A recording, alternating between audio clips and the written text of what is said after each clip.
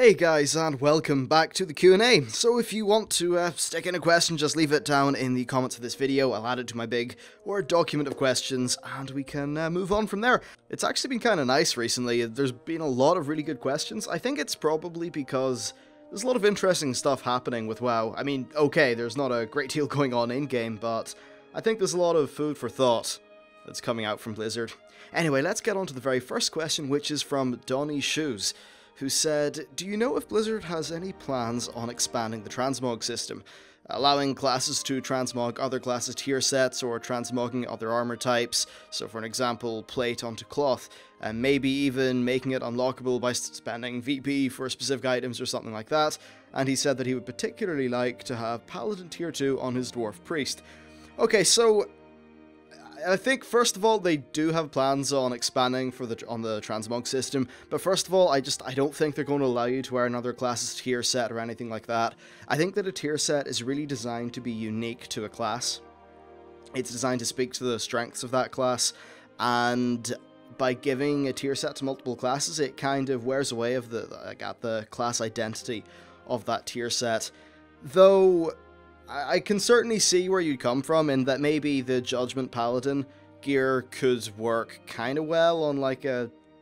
Well, I was going to say it could work well on a Priest, but really, Holy Fire would look kind of cool with the Judgment set, but apart from that, I don't know. Still though, in general, I don't think they do that. And then as for Valor, I'm not even sure if Valor is going to exist in Warlords because they're revamping that whole system.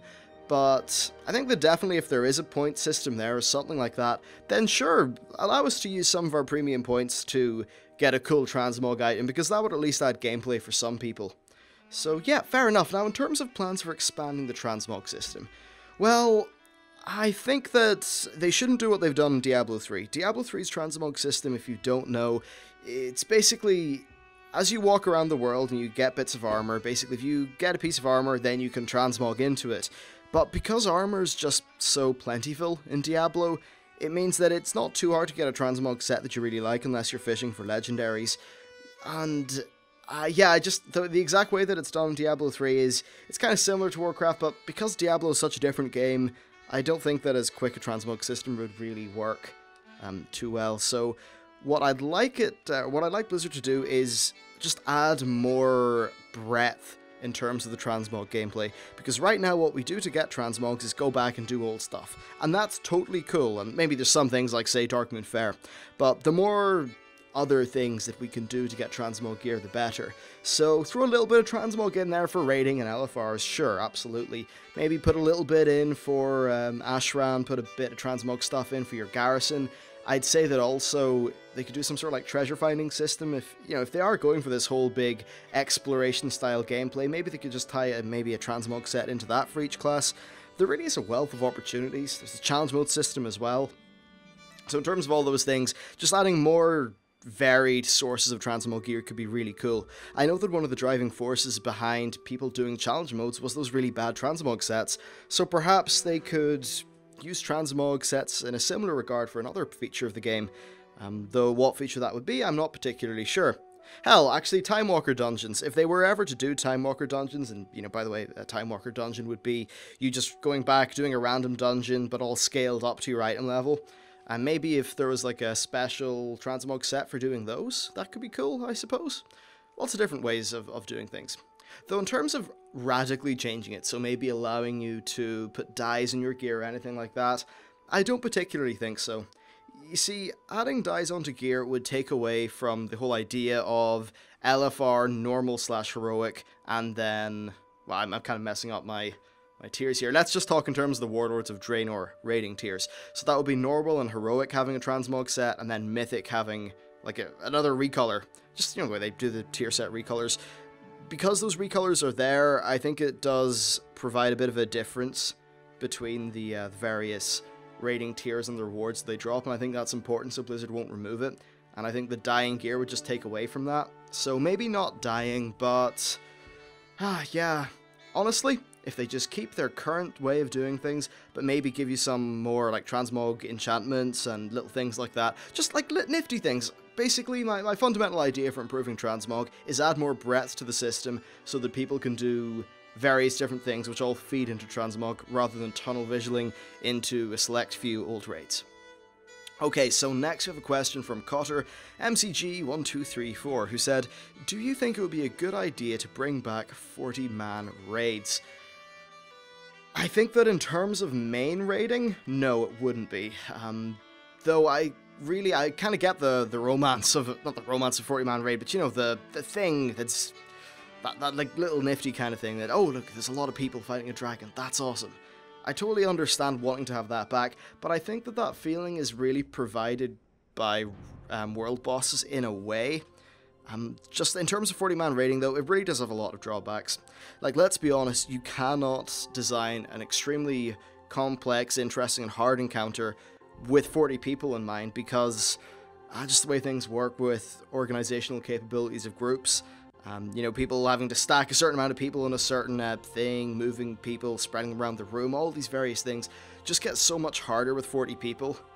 Though I do know that I think we'll be able to scale up to 30 on normal and heroic mode in Warlords, and maybe they could expand that system up to 40. I just wouldn't be really sure how that would all work in with bosses scaling right, and just the actual encounter mechanics feeling right with that amount of people. Yeah, I think overall just the best way of doing it is have the 40-person equivalent be world bosses, pretty much. Now, if you want a video that outlines some of the more comedic negatives of 40-man raids, Mike Preachwell's top 5 reasons why 40-man raids suck is quite entertaining, and he's also got a list for why they were good. It just brings up some points that I'm not really going to go into really a lot of depth here, because it's just a Q&A, it's a bit more chill. Okay, so next we have a question from Mike Robbins, who said, do you think we will get to kill Garrosh in Warlords of Draenor? Well, I think he's going to die in Warlords of Draenor. There won't be redemption for him, I'm pretty sure one of the Blizzard people said that, and that's okay. They can close off arcs in-game, and that's totally cool. So, yes, he will die, but the question is, who gets to kill him? I think it should be Thrall, because it was Thrall's mistake to put Garrosh on the throne, and I think that it would be decent if Thrall could bring him to justice, and also the killing of Garrosh would be a good plot arc for Thrall, because right now Thrall has just been too bogged down in family life and Agra. Not that I really have anything wrong with Thrall having a wife and a family, that, you know, that's all cool stuff, that it's human. I know he's an orc, but, you know, they're human things, are settling down, having families, that's what a lot of people do. But I just think that the way in which Blizzard did it with Thrall wasn't really that great, and I think that it's not like Agra is inherently a bad character or Thrall's son is a bad character, it's just the way it was all pulled off. I don't think it really did a lot for too many people. So I think that just taking Thrall out of that little kind of narrative soup that he was in, a random word, and taking him out of that and putting him back into a more traditional Warcraft style story so we can close that plot arc, finish Garrosh, and basically finish the rather terrible sort of chain of events that he started. I think he should be the one to finish that. Or maybe his father could in some sort of extremely badass way that like pisses off Grommash or something. That would be kind of cool. There's a lot of things they can do there, and that's really all the speculating I can muster at the minute, because it's half 12 at night and I'm kind of tired. So, in short, Garrosh will die, and I think Thrall might be the guy to do it.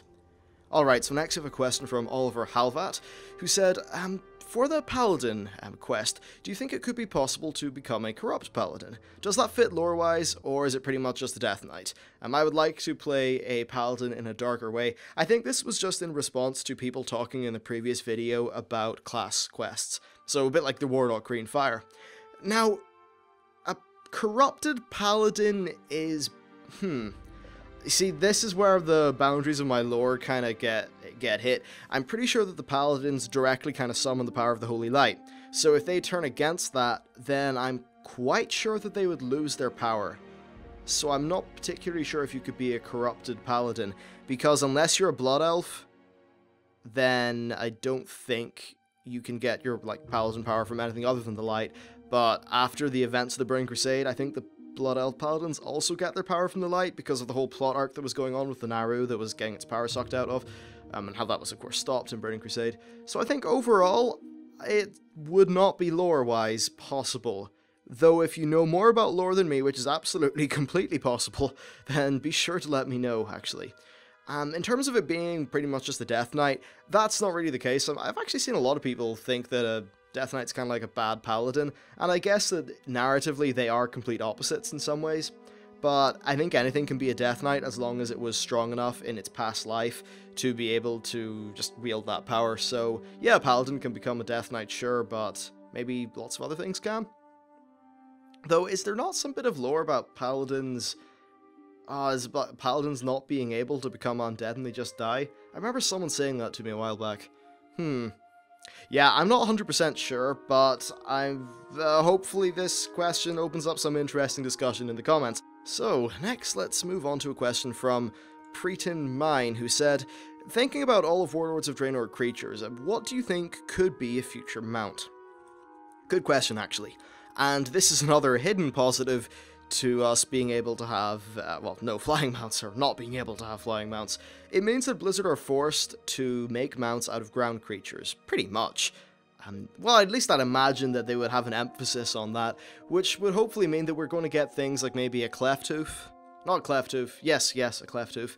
Maybe we could get, of course, new Talbooks or Talbooks, I think that would be cool. Those Hydras, look, I'm just saying that if you could get one of those Hydras that I showed in a video, it was probably 1 or 2 days before you hear this one, but if we could get one of those all armored up in mount form, I'd be all over that. That would be so damn cool. I think we'll probably also get new Chimeras, but of course we won't be able to fly them in Draenor. In terms of other creatures, I mean, I've kind of exhausted the ones that I know of. It's not like you could just grab an Arakoa and fly around in one of them. Maybe a hippo mount? I mean, sure, you could do a hippo mount, like a friendly, tame hippo. That'd be useful. I guess, really, they can do a lot. We haven't seen all of the native creatures of Draenor, but I think that a lot of things, like maybe you could do Elix, you could do Clefthoofs, Talbooks, all those various things. There's a lot there that they can do. Basically, take a native creature race, turn it into a mount. The question then is, what other things they can do, what other things could they do that are not just base Draenor creatures? Well, there might be a little bit of Legion influence in there through Gul'dan, so maybe we could have something to do with that. I'm sure that there's probably going to be 1 or 2 mechanical Iron Horde styled mounts that have got that whole black iron aesthetic that's, at least so far, looking a little bit less cartoony than the Siegecrafter Blackview style stuff. So I think we could get some of that. And maybe there could be something Naru themed or Draenei themed. Come on, like a Naru light bike from Tron? Oh, that'd be cool. No, but seriously, maybe there could be some sort of crystalline thing. I mean, hell, we were able to go around on flying discs in Pandaria, right? So, I'm sure that could be done. Okay, finally, let's just knock out a question here from Daniel Brown, who said, do you think we could have improved monetary rewards from PvP? Because when you queue for a random dungeon or LFR, you receive gold at the end, but not when you do a random battleground. First of all, the money you get from a random dungeon or LFR isn't that great. I think the LFR fail sacks probably give you enough to cover repair bills and that kind of thing, but you're not going to make money too quickly. That said, I think that they should still offer a little bit more money from PvP. Now, because PvP does not incur a repair fee, the PvP monetary reward should be maybe half or a third of what it is from your queued up PvE content, simply because your net profit is probably going to be the same because the PvE people will have to pay for more in the way of repair bills and that kind of thing. And then also potions, flasks, etc. There are a lot more costs to PvEing, I suppose. So yeah, that's true, but I think there still should be ways for PvP players to earn some money, because I think that just makes sense. It means they can save up for a mount or do something like that. Of course, I think the best way of getting gold should always be do professions, do quests, do that kind of thing, rather than just your high-end PvE or your high-end PvP. I think that earning money should be different, completely different to the top-level skill-intensive, or like, you know, raw character-playing skill-intensive stuff. So yeah, overall that's what I think about that. Still though, give everyone a little bit of money, but lock the big bucks off from the kind of top-end content. Anyway, that is it for the video. Hope you've enjoyed those Q's and those A's. I certainly have. And yeah, with all that, just final reminder, if you have a question, leave it down in the comments. Thank you very much for watching, and I'll see you in the next video.